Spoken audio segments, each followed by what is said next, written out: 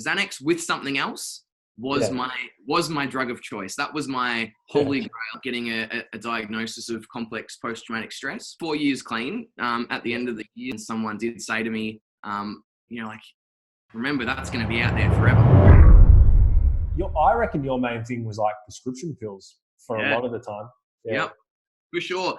I mean, like, it's so hard for me to really clearly define my because I loved them all. Yeah. I loved them all. I was an absolute glutton for pretty much anything that made me not have to be in reality. Like I said, like, since the age of 13, I was really heavily, like, addicted to cannabis and, smoking weed in the family home, like, every day, having groups of, like, 8 young men, jam packed into this small little bedroom that I had. And, my mum just wondering, like, what the fuck is going on in there. Like, I remember once I got addicted to the chuff, and, probably about a year in or whatever, like, obviously I was a really young person. So, like, I didn't have heaps of cash. Like, the way I used to kind of fund that, like, at that time was, I was smoking a gram of weed a day at the age of 14, and which isn't much at all. But the way I funded that was, like, at school, I'd go scab, dollar coins at the tuck shop line at lunchtime and stuff, and get $15 for the end of every school day, and I remember one day I couldn't do that. For some reason, or one day I didn't have money, and I didn't have weed that night, and I just couldn't sleep. And it was my first real experience of, like, oh fuck, like I'm reliant on this shit. And like, I went into my mum's room, like, oh, mum, can't sleep. She didn't have any idea why. She gave me this pill. And my mum was like, it's really sweet, like, really clueless person. She was prescribed a prescription drug called Valium for her anxiety, right? And so she goes, oh, this might help, Leo, like, try this. And the poor thing, like, no idea. And, I tried it, and it felt good, put me to sleep. And so from there, I guess, like, I started, stealing her prescription medication, so Valium. After a while, she got prescribed to Xanax. And, like, I started to work out that, oh, if I took this Xanax and this Valium, and I smoked weed as well, I'd feel even better. And then I worked out, if I drank on it, like, I'd feel even better, and, like, all this different stuff. And, really quickly, really it wasn't Xanax it was like Xanax with something else was my drug of choice. That was my holy grail. And from those moments, my goal in life was to get prescribed to Xanax. I'd be happy if I got a prescription to Xanax. And, obviously, when you take Xanax, it's almost like a blackout drunk kind of thing. You forget whole, big periods of what you've been doing. You wake up and the next morning you got all this stolen shit, like, at your feet, and kind of don't know where you've been. You woke up with cuts, bruises, bleeding. Well, that was my experience. Oh, 100%. To this day, I tell people that all the time. 100%, like, the worst drug that I ever took. Not because of, but it was Xanax. Because, like, and it was really cheap when we were using as well. It was like, I know it's really expensive now, but it was like $2 for a tablet. Yeah. And you could, like, when you first start, anytime really, you could have like 1 or 2 tablets and a couple of beers, and you're fucked. Like, there's a good chance that you'll struggle to remember stuff the next day. Yeah. And like, that stuff is so addictive as well. Like, the stuff that's produced by pharmaceutical companies. Good stuff. That's the good stuff. That's the most addictive stuff. And withdrawals from any kind of prescription pill like Xanax or Valium or lorazepam and all that stuff, extremely difficult to withdraw off. And for me, I remember this really clear time where like, I had a couple of mates who got into using heroin, and I tried heroin a few times, and I'd overdosed, like, every time, like, stopped breathing and got brought back to life. And I thought, oh, I better just stick to the Xannies. And I had this one time where I was, off my head down at, one of the local train stations, and, like can of bourbon in one hand, ciggy in another hand, trying to scab money for it, another can of bourbon, really like low kind of stuff. I'm thinking about it, it's just crazy. But, and I was just so like dead set on, I needed to get the train to Richmond and go to my dealer to get Xannies. And I had these two dudes that I was with who, were pretty hooked on heroin. And they were like, Leo, like, why can't you just not, like, why don't you just not get Xannies today? And I was just like, I just like had to go. And they just left me there.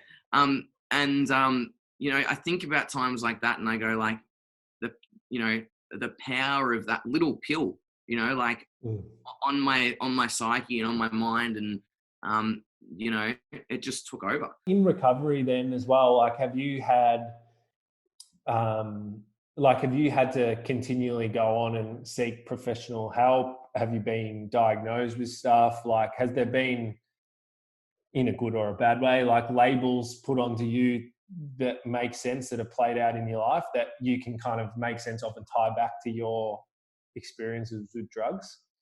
Yeah, sure. Like, I guess my kind of story was in terms of like, at the age of 21 to 25, I started trying to get clean, and, had a few little hiccups along the way, and kind of got clean and then used, and got clean and then used. But my experience was I was always really against kind of like therapy.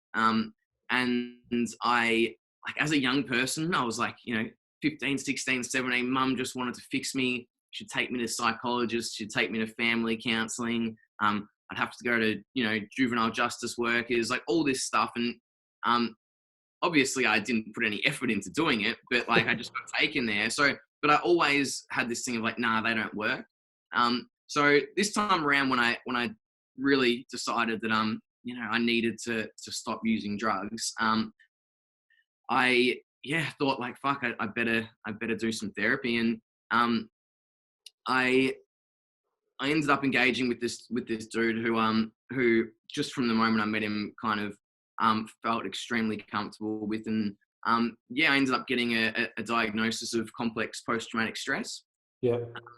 And, for me, that diagnosis, so the difference with complex post-traumatic stress is it's a prolonged exposure to trauma, right? So, and that kind of, opposed to kind of one specific incident. And that kind of says to me that, like as a young person, right? Or whether, I can connect it to my using years, I can also connect to my younger years, but we've kind of established like a fair bit of that comes from when I was a young person. And having that I guess diagnosis or label or whatever you want to call it, it's really to give me some understanding and go, oh yeah, like it's not like something else is acknowledging my pain in a way, and going like, it wasn't easy for me. And the experience I had with my whole life was I minimized everything, like I grew up my whole life saying, oh yeah, nothing bad enough has happened to me to become a drug addict, like my life was good. By going into therapy and I guess looking at that diagnosis and having, a professional say to me, Leo, like some tough shit happens, like that's not normal. And someone going like, it's no wonder you have, these feelings of, rejection and abandonment, and you kind of like look for something to kind of aid you in feeling that stuff, in not feeling that stuff. So that that label and diagnosis was really helpful for me. It has kind of at times gone into I'm stuck with this, I'm going to be like this forever. But more so than not, more times than not, it's been a really helpful thing. Yeah. Nah, and definitely, because it's funny, right? And just for everyone listening, being 100% honest, like, I've had numerous conversations with Leo after him having this diagnosis, which is kind of, inspired me to try and get out of denial a little bit and slowly go back and see different professionals, because despite having in my life having a lot of shit going really well, I guess externally and internally, I still have patches where I'll just fucking be like wiped out, and it's not normal either. It's not like, oh, I'm just feeling a bit flat. it's like I can't get out of bed, you know. And people are probably like, we're laughing about this, right? Yeah. People probably hear this and probably don't understand it. Like, we're just laughing about it because we know like depression and all this stuff isn't funny. It's fucking really hard. But knowing you, I know what it's like for you, and it's hard, not to laugh at times. Yeah. No, and it's good. Well, that's the only thing you can do is laugh, and it actually fucking helps me to laugh about it. But like what you were saying is true. Is like I always. And I don't know how to say this politically correctly, but this is my podcast, so who gives a fuck? You know, I always associated that kind of thinking of myself as having a diagnosis or acknowledging my troubles in my life and the different stuff that's happened as not like weak. I don't think it's weak, but I very much saw different people in my life that were like fucking victims to their past experiences, not just because they had it, but just constantly not like having a diagnosis or having an awareness of what's going on, and not just talking about it, but really like falling into it and going on about it and just becoming that identity of that thing. And I really associated talking about my stuff around that and not wanting to be one of those people. But you're right, like 100% acknowledging it and actually having the courage to talk about it and kind of go, oh fuck, that really did happen to me. It helps heaps. Heaps. Yeah, nowadays I feel quite passionate. I feel like I definitely have a story to tell. I feel like you know, nothing really but, you know, good can come from you know, sharing your experience and kind of you know, letting people out there know that they're not necessarily alone as well. I guess sharing some funny shit along the way. Yeah. So no, I think it's awesome, but it's a good issue to talk about actually, I think, because there's kind of some funny nuance around it. I'd be interested to get your opinion. So how many years have you kind of been in recovery now for?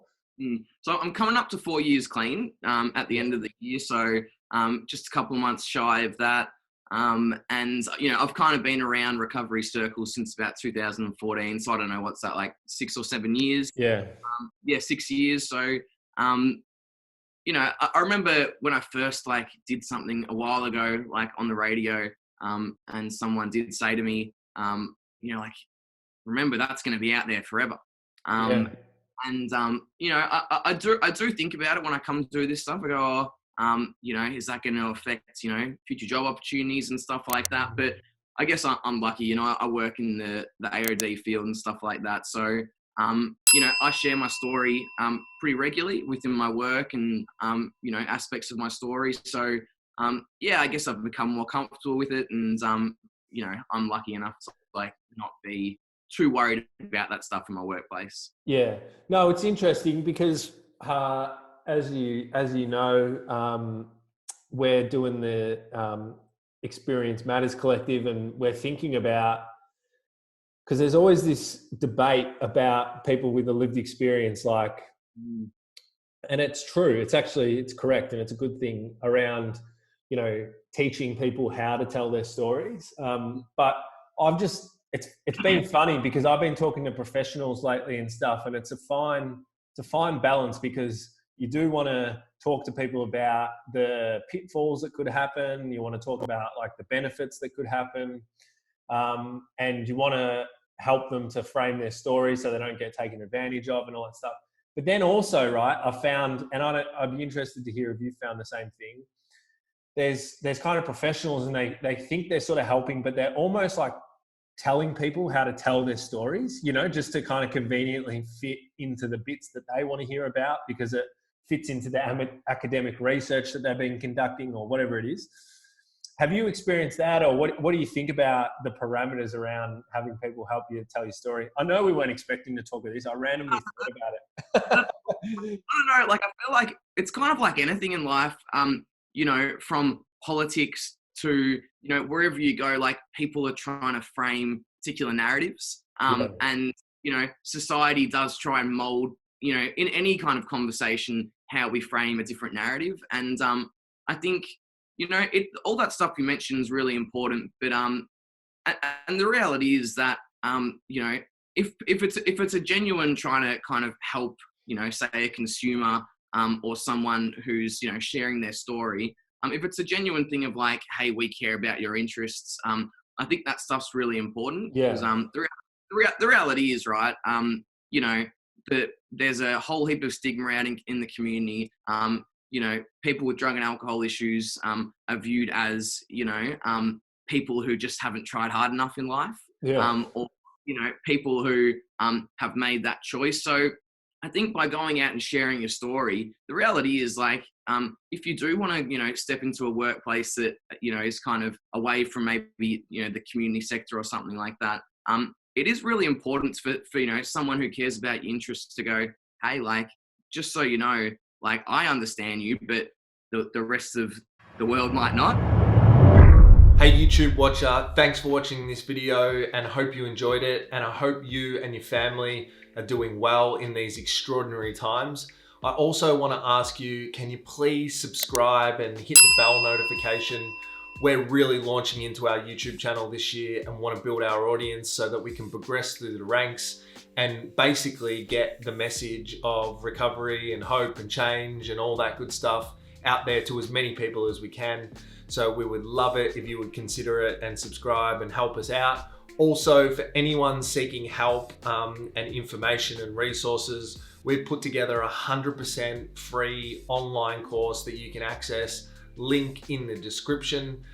So if you are looking for help, hope that, you know, is something that can help you out as well. Until next time, see you in the next video.